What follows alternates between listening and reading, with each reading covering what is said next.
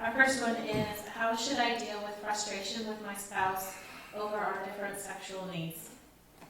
Okay, let's jump right into it. All right.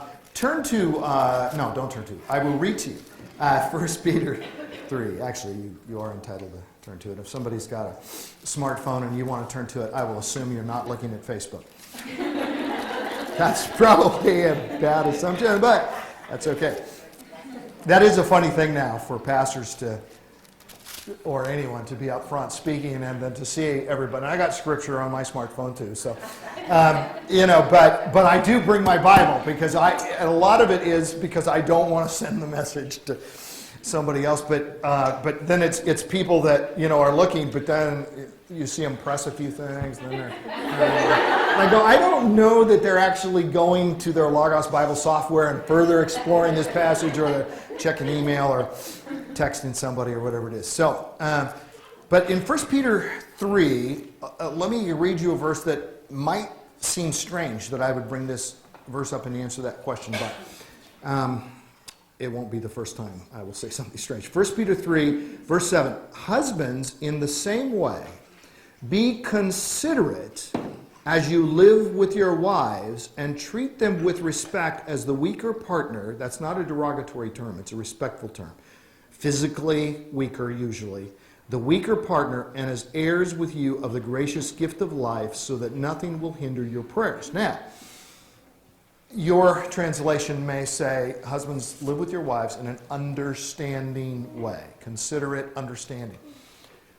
Now, the reason I cite this is because I think this is exactly what wives are to do to their husbands. So many of these things where it says wives are supposed to respect their husbands. Well, husbands are supposed to respect their wives. Okay? It says, husbands, understand your wives. Well, wives need to understand their husband. So the first way you should deal with frustration with your spouse over the different sexual needs is to understand what is going on. What is so easy to do for a man toward his wife or a woman toward her husband is to take your own orientation, your own gear, the way that you're geared, the way that you think, the way that you're wired, and then impose it upon your spouse and think, and assume, well, if he was like me, then to want sex as often as he wants it would be just going over the top, because I don't want it as much as he does, so something must be wrong with him.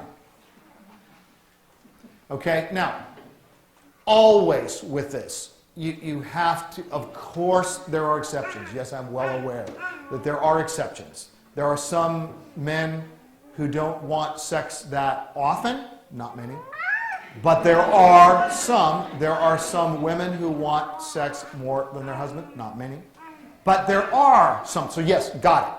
There's exceptions. But we can speak in generalities because it just simply is usually true. It's exactly now, put yourself in your husband's place.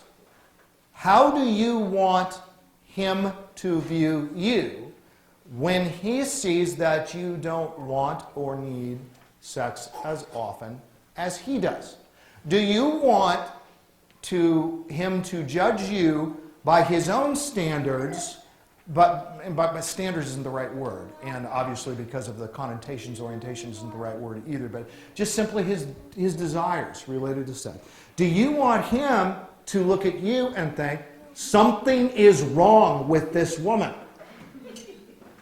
Especially in a culture where the lie is everywhere, where basically what you have on television and movies so often is beautiful women who are acting like men at their worst might act, in terms of just give me a man, I always want to have sex. Okay, so now that is what the world sells. It creates inadequacy in women when they see that, and it creates not only fantasies in men, but just as bad, causes them to think something's wrong with their wife. Does that make sense? Okay, now, none of that is judgment. That's all just a reality we live with. So the first thing to deal with your frustration is you must understand. The best way to understand is to communicate. You must sit down and address this issue. And if it's like most marriages, you won't just address it once. You will address it potentially again and again and again. And if you stop addressing it because everything's great now, okay. But if you stop addressing it because you've given up or he's given up, that is a major, major danger sign.